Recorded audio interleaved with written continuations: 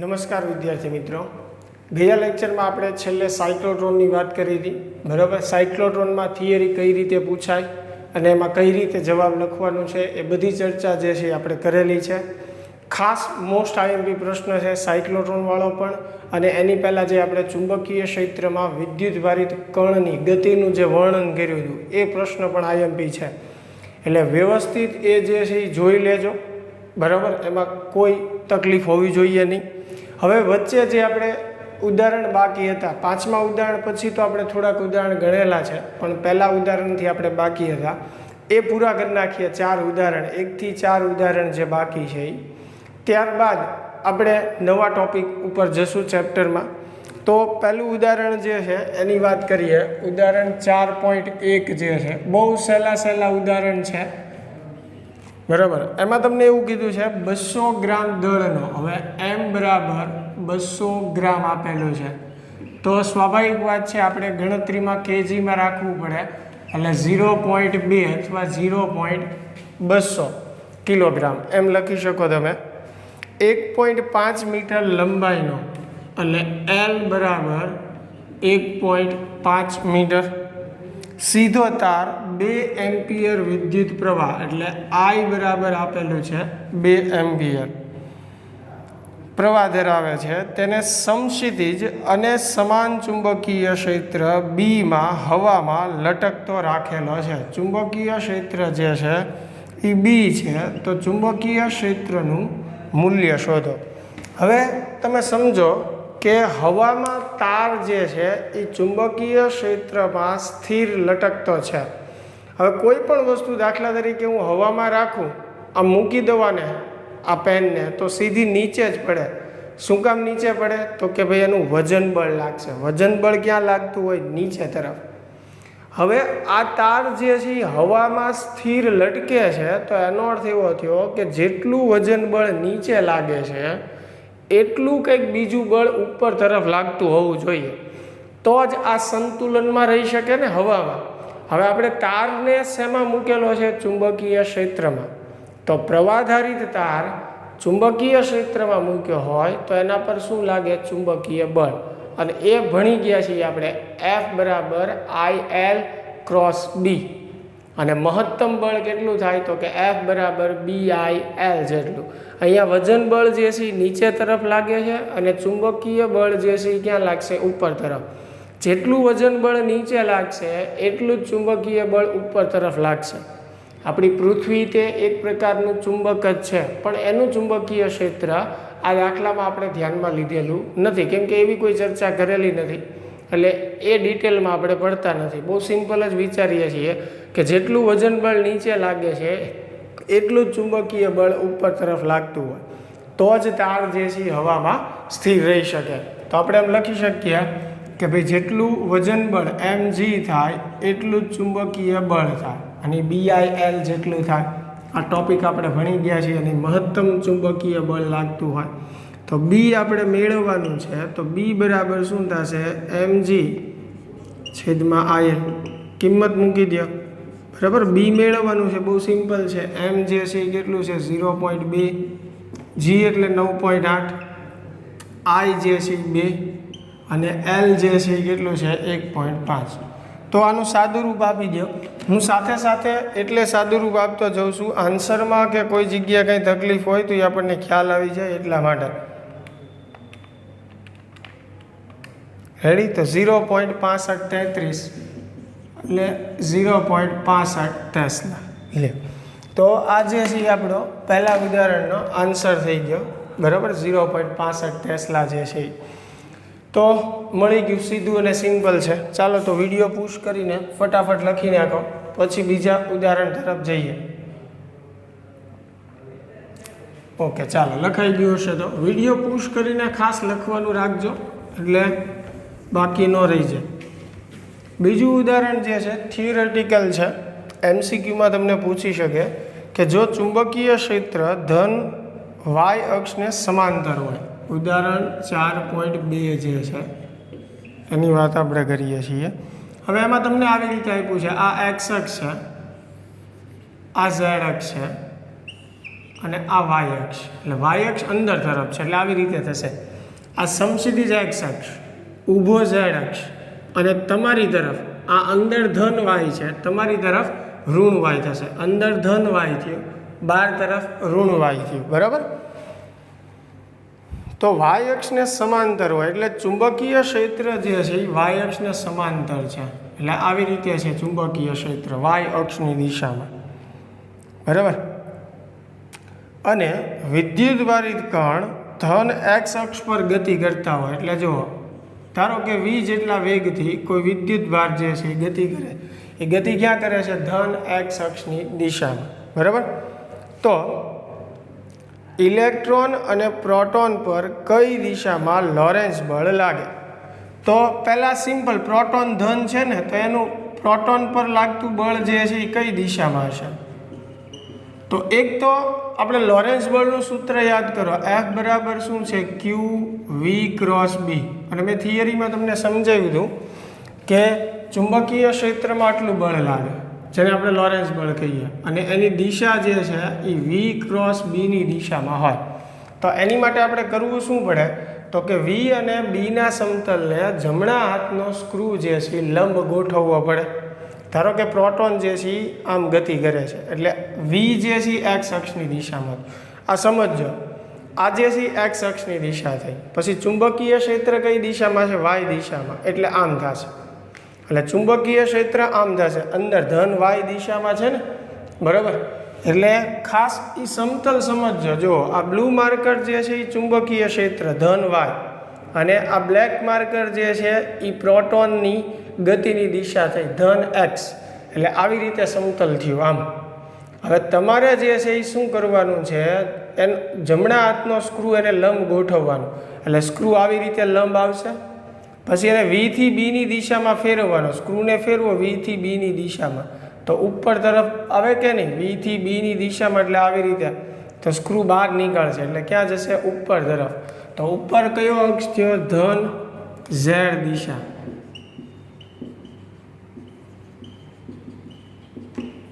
બરાબર. પ્રોટોન પર લાગતું બળ જે છે એ ક્યાં થશે? ધન ઝેડ અક્ષની દિશામાં. અથવા બીજો રસ્તો તમારી પાસે જમણા હાથના સ્ક્રૂના નિયમ સિવાય બીજો રસ્તો એ છે, જમણા હાથના હથેળીના નિયમનો ઉપયોગ કરો. બરાબર. ચુંબકીય ક્ષેત્રની દિશામાં આંગળીઓ અને વેગની દિશામાં અંગૂઠો આવે એવી રીતે જમણા હાથને ગોઠવો. આ ચુંબકીય ક્ષેત્રની દિશામાં આંગળીઓ, વેગની દિશામાં આપણે અંગૂઠો ગોઠવવાનો. તો હથેળી જે દિશામાં આવે એ તરફ બળ લાગતું. હથેળી જુઓ ઉપર તરફ આવે એટલે બળ જે છે એ ઉપર તરફ લાગતું હોય. બરાબર. એટલે ધન ઝેડની દિશામાં જ આવશે. પહેલાં હું પ્રોટોન માટે વાત કરું છું. ફ્લેમિંગના ડાબા હાથના નિયમનો ઉપયોગ એ તમે કરી શકો છો. બરાબર છે. ચુંબકીય ક્ષેત્રની દિશામાં પહેલી આંગળી રાખો, ચુંબકીય ક્ષેત્રની દિશામાં પહેલી આંગળી, બીજી આંગળી જે છે વેગની દિશામાં. તો અંગૂઠો જે દિશામાં આવે એ દિશામાં બળ લાગતું હોય. એટલે ઘણી બધી વસ્તુ છે બળની દિશા નક્કી કરવા માટે, જે તમને સરળ લાગે એ રીતનો ઉપયોગ કરીએ. હવે પ્રોટોન ધન છે તો એના ઉપર લાગતું બળ જે છે એ ધન ઝેડ દિશામાં આવે છે.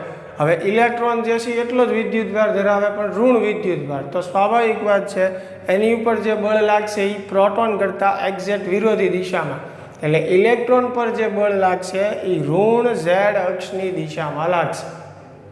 સમજાય છે વાત? તો આ જે છે એ એમસીક્યુમાં આવું પૂછાઈ શકે.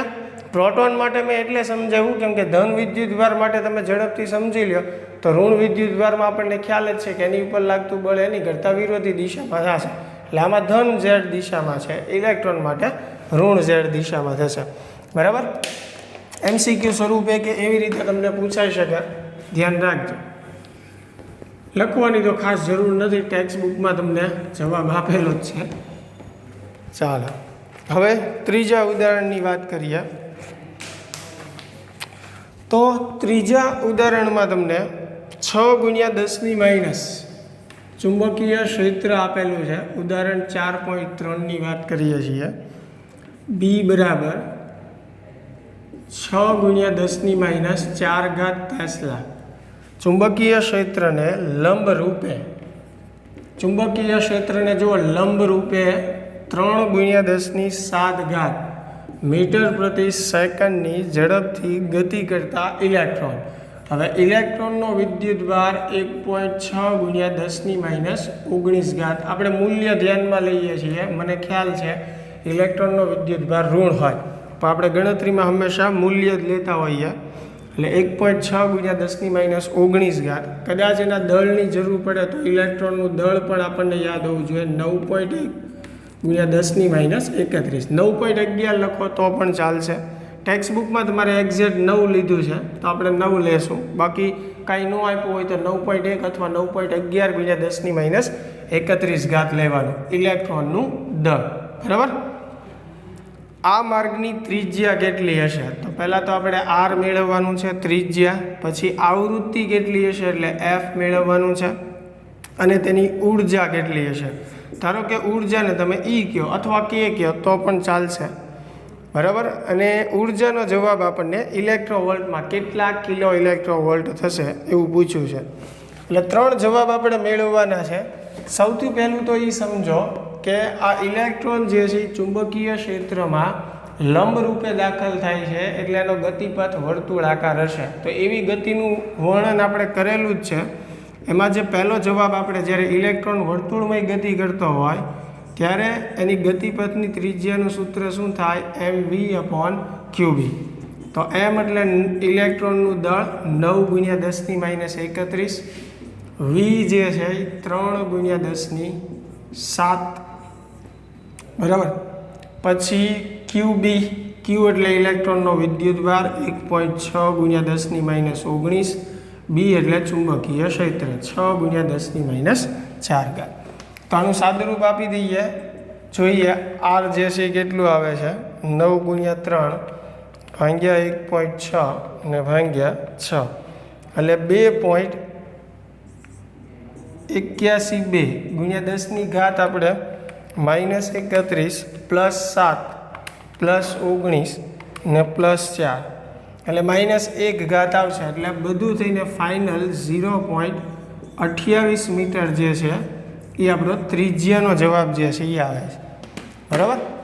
એટલે આખું તમે લખશો તો 0.8812 એવું આવે છે, પણ આ જે જવાબ છે એ શેમાં આવે છે? મીટરમાં. ટેક્સ્ટબુકમાં તમને સેન્ટીમીટરમાં આપ્યો છે, મીટરમાં લખશો તોય ચાલશે. તો 100 વડે તમારે ગુણવું પડે. બરાબર.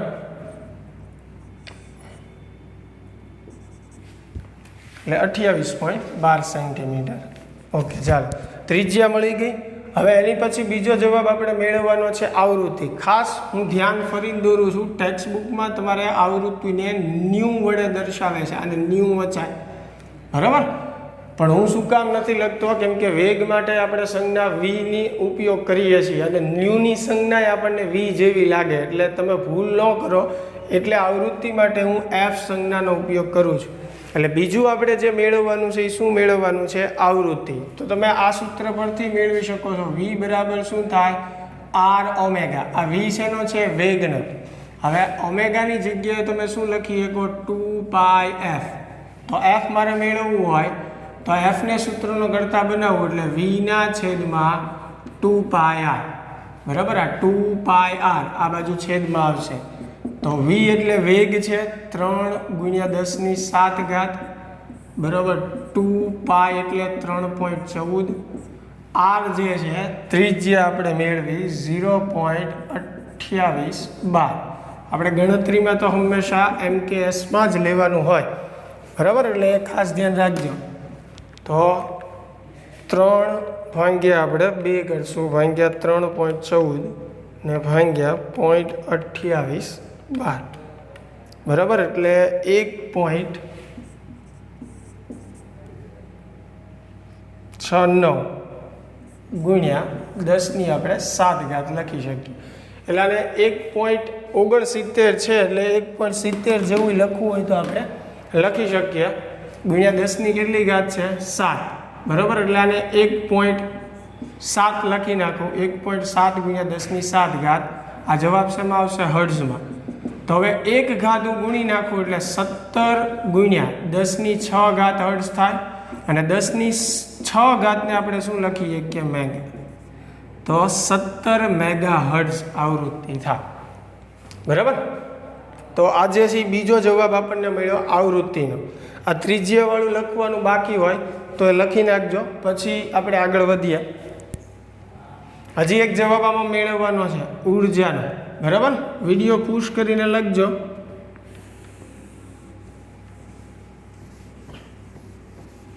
ચાલો હવે આપણે જે જવાબ મેળવવાનો, હા એની પહેલાં આવૃત્તિ મેળવવા માટે એક આપણે સૂત્ર આ મેળવેલું છે, F બરાબર 1/2π QB/m. તો આ સૂત્રથી મેળવશો તો પણ ચાલશે. આ તો મેં V બરાબર R ઓમેગા વાળું સૂત્ર વાપર્યું ટેક્સ્ટબુક પ્રમાણે. બાકી આવૃત્તિનું સૂત્ર આપણે થિયરીમાં મેળવેલું છે, F બરાબર 1/2π QB/m. તો આ બધી કિંમત આપણી પાસે છે, આનાથી આન્સર સરખો જ આવશે, બરાબર. એટલે બે રીતે મેળવી શકાય. હવે ત્રીજો જવાબ જે છે આપણો ઉર્જાનો મેળવવાનો છે. ઉર્જાને E કહીએ, E બરાબર શું થશે 1/mv², સિમ્પલ, બરાબર છે. તો કાઇનેમેટિક જ તે. તો m જે છે એ 9 × 10⁻31, v જે છે વેગ 3 × 10⁷ એનો સ્ક્વેર. તો બહુ સિમ્પલ અને સરળ દાખલાઓ છે, ખાલી સૂત્ર તમને યાદ હોય એટલે થઈ જશે. એટલે આવશે E બરાબર 40.5 ગુણ્યા -31 અને +14, એટલે 10⁻17. પણ આ જે જવાબ આવશે એ શેમાં આવશે? જૂલમાં આવશે, બરાબર. તો હવે આપણે જે મેળવવાનું છે આપણને કિલો ઇલેક્ટ્રોવોલ્ટમાં કીધું છે. તો આ ભૂસી નાખું છું, બાકી હોય તો લખી નાખજો. કિલો ઇલેક્ટ્રોવોલ્ટમાં આપણે ફેરવવું હોય, બરાબર, તો શું કરવું પડે? ઈની કિંમત વડે ભાંગવું પડે ને. પહેલાં તો ઇલેક્ટ્રોવોલ્ટમાં ફેરવવું પડે ને એની માટે આપણે ઈ વડે ભાંગવું પડે. તો આ જૂલમાં કેટલું છે? 40.5 × 10⁻17. એના છેદમાં આપણે ઈની કિંમત 1.6 × 10⁻19. એટલે આ જે જવાબ આપણો છે એ શેમાં આવશે? ઇલેક્ટ્રોવોલ્ટમાં આવશે. પછી આપણે એને કિલોમાં ફેરવશું, એટલે 40.5 ભાગ્યા 1.6 કરીએ આપણે, એટલે આપણને મળશે 25.31. એને ગુણ્યા 10⁻2 આવશે, -17 ને -19, એટલે 10⁻2 આવશે. આ જવાબ શેમાં મળ્યો આપણને? ઇલેક્ટ્રોવોલ્ટમાં. તો હવે આપણે લખવાનું છે કિલોમાં, એટલે 2.53 ગુણ્યા 10⁻3 લખી શકું. અહીંયા 1 પોઈન્ટ ફેરવું એટલે 3 આવશે. તો 2.53 આ 10⁻3 એટલે કિલો લખાય.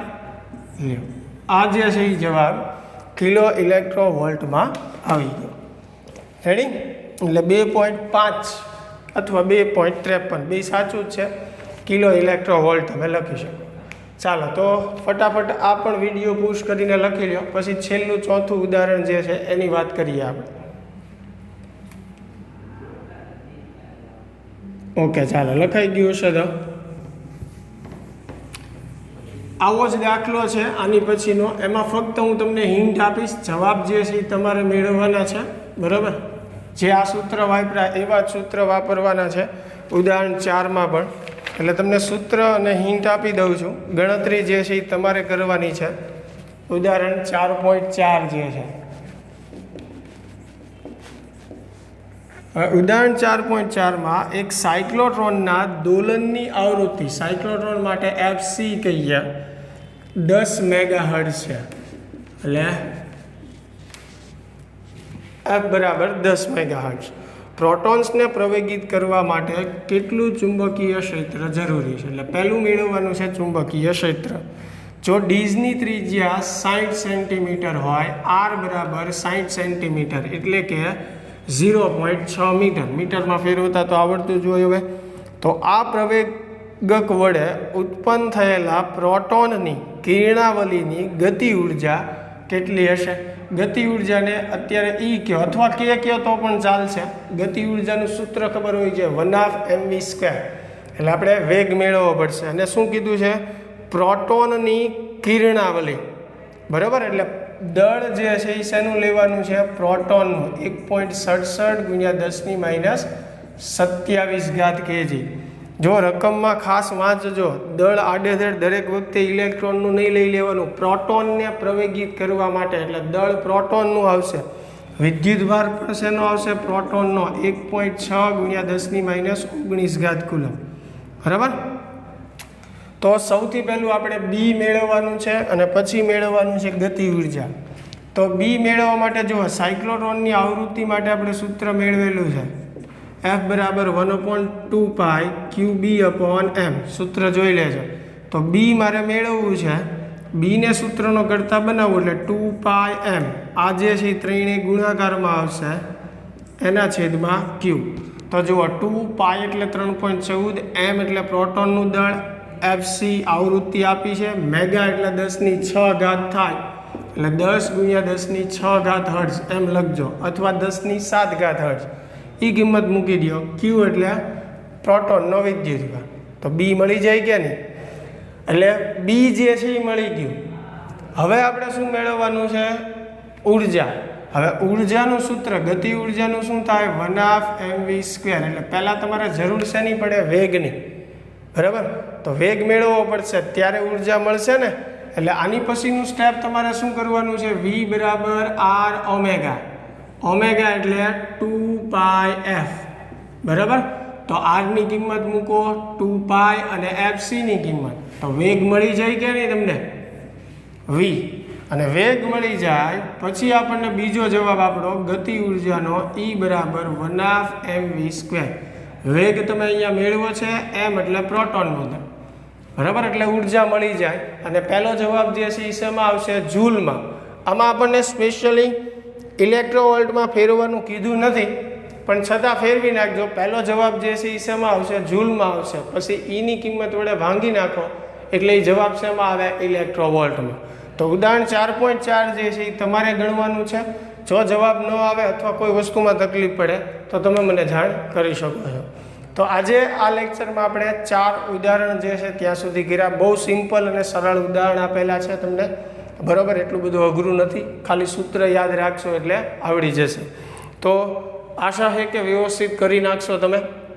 મળીએ હવે આપણે નેક્સ્ટ લેક્ચરમાં. નેક્સ્ટ લેક્ચરમાં આપણે નવો ટોપિક શરૂ કરશું. બરાબર. 2 પ્રવાહધારિત સમાંતર તારો હોય એની વચ્ચે જે ચુંબકીય બળ લાગે એની વિસ્તારથી આપણે ચર્ચા કરવાની છે. તો નેક્સ્ટ લેક્ચરમાં આપણે નવા ટોપિક સાથે મળીએ છીએ. Thank you.